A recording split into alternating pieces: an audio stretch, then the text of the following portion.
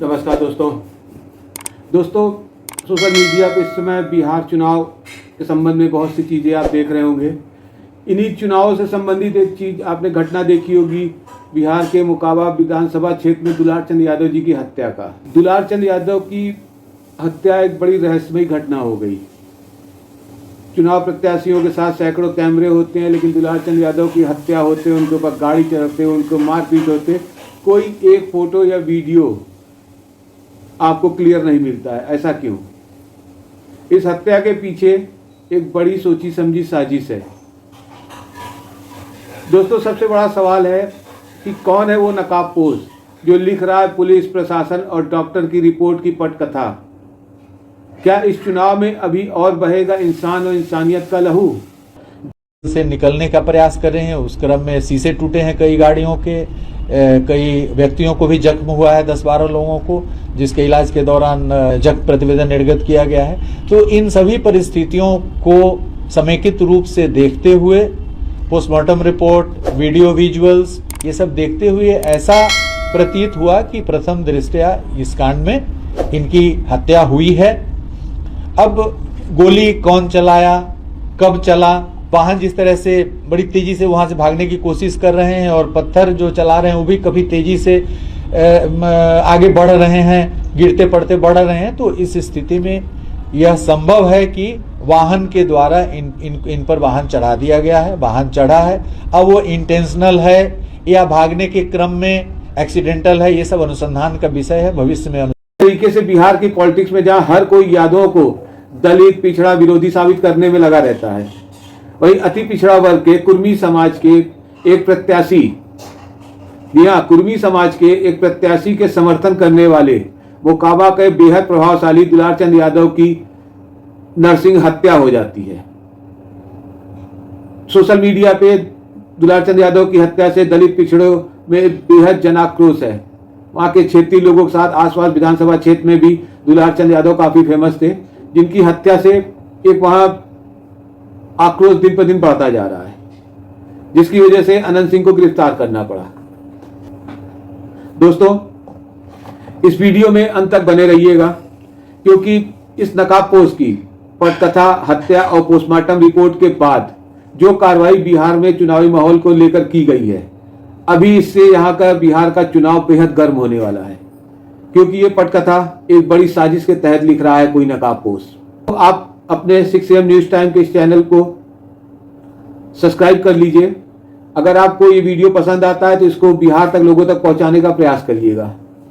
आपका ये सहयोग हमारे लिए बहुत बड़ा होगा। दोस्तों, ये बात दावे के साथ कही जा सकती है कि दुलार चंद यादव की हत्या राजधानी में बैठे किसी बड़े नकाबपोश द्वारा लिखी गई वो पटकथा है, जिसमें कई बड़ी बड़ी साजिशों का एक हिस्सा मात्र है। पोस्टमार्टम से पहले ही पुलिस प्रशासन द्वारा जारी सूचना, जो बाद में बनती है पोस्टमार्टम का आधार। 30 तारीख को उनकी हत्या होती, 30 तारीख को ही पुलिस प्रशासन जिस पोस्टमार्टम रिपोर्ट के लिए आधार तैयार करती है, बिना किसी जांच परख के 3 घंटे के अंदर पुलिस एक न्यूज प्रेस नोट जारी करती है। उसी प्रेस नोट का हिस्सा आपको पोस्टमार्टम रिपोर्ट में दिखाई पड़ता है। यह अपने आप एक बड़ा सवाल है।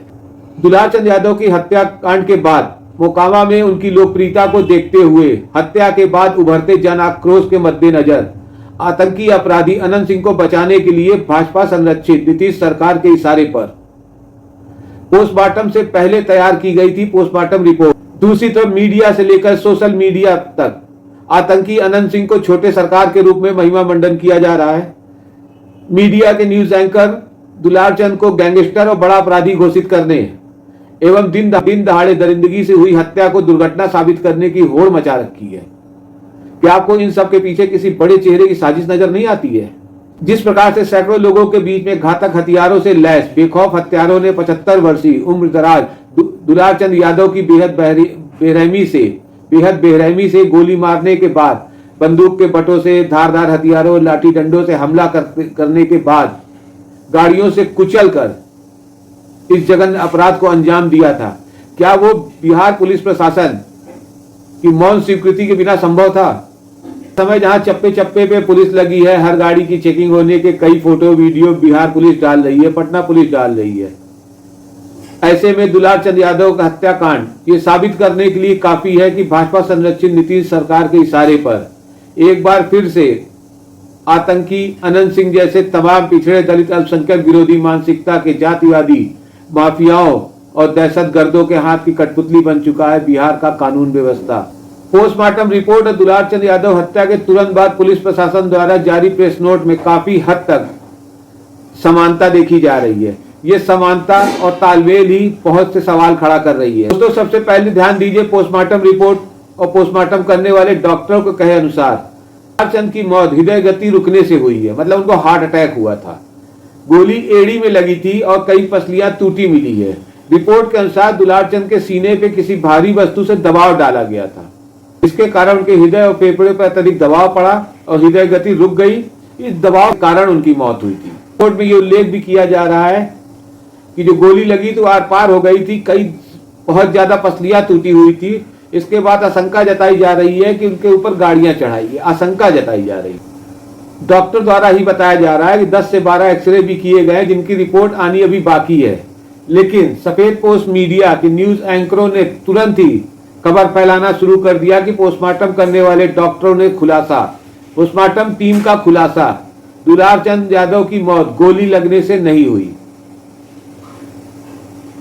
ये सोशल मीडिया और नेशनल मीडिया क्यों दुलार चंद यादव को अपराधी गैंगस्टर साबित करना चाहता है, ये आप सब जानते हैं। अनंत सिंह के पीछे उसकी जाति है, दुलार चंद यादव के पीछे उनकी जाति है। ये जाति की लड़ाई है। मीडिया अपने जाति को छोटे सरकार बना सकती है। हमेशा आप देखेंगे मीडिया में अनंत सिंह को छोटे सरकार कह के उनको बड़ा अच्छा आदमी बताने की कोशिश किया जाता है, दुलार चंद यादव को अपराधी बताया जा रहा है। अब आते हैं उस घटना पे, उस पोस्टमार्टम रिपोर्ट पर जिसका आधार बनी पुलिस नोट। पुलिस के अनुसार मोकामा विधानसभा क्षेत्र के घुसवारी में दिनांक 30/10/2025 को करीब 3:30 बजे से 3:40 के अपराह्न थाना अध्यक्ष को सूचना प्राप्त हुई कि तरतार गांव के पास दो पक्षों में मारपीट की घटना हो रही है। घटना की सूचना पे थाना अध्यक्ष घुसवारी बल के साथ तुरंत तरतार गांव पहुंचते हैं। पहुंचने पर उन्हें 3 से 4 गाड़ियां वहां खड़ी पाई जाती, जिनके शीशे वगैरह टूटे थे। ध्यान दीजिएगा, एक वाहन में एक व्यक्ति का शव पाया गया। उपयुक्त शव के संदर्भ में दुलार चंद यादव पिता प्रसादी यादव बताया जाता है। दुलार चंद यादव पूर्व के अपराधी रहे हैं, पूर्व के अपराधी, मतलब वर्तमान में अपराध में उनकी कोई संलिप्तता नहीं थी, अपराध में बिल्कुल शामिल नहीं थे। घटना स्थल पर उपस्थित जन स्वराज पार्टी के प्रत्याशी पीयूष द्वारा बताया गया कि जन स्वराज पार्टी का काफिला चुनाव प्रचार में जा रहा था। जनता दल यूनाइटेड के काफिला सामने आ गया। पीयूष कुमार द्वारा शुरू से जन स्वराज पार्टी के प्रत्याशी पीयूष कुमार द्वारा शुरू से इधर उधर के बयान दिए जा रहे हैं, जैसे लगता है कि वो बयान को हर दिन बदल रहे हैं। इस पे गौर करिएगा। पुलिस द्वारा बताया जाता है कि 3:30 पर भदौरा थाना अध्यक्ष को सूचना मिलती है कि बसावन गांव के पास जनता दल यूनाइटेड प्रत्याशी अनंत सिंह के काफिले पे हमला हुआ है। इस संबंध में थाना अध्यक्ष द्वारा गांव प्रस्थान किया जाता है, तो जनता दल यूनाइटेड प्रत्याशी, इसका नाम नहीं लिया जाता है, बताया जा रहा है उनका काफिला उनको रास्ते में मिला था, जो कि मौके से बहुत दूर था। एक तरीके से साबित किया जा रहा है कि अनंत सिंह वहां मौके पे थे ही नहीं। ये है पुलिस प्रशासन की रिपोर्ट। इसी रिपोर्ट पे आधार पर बनाई गई postmortem report, police report, DM द्वारा जारी प्रेस नोट, ये सारी पटकथा किसी एक व्यक्ति की लिखी हुई प्रतीक होती है। अगर इन सारे दस्तावेजों को आप एक साथ पढ़ेंगे तो सबकी लिखने की शैली, शब्दों का चयन एक समान है। ऐसा कैसे हो सकता है? धन्यवाद।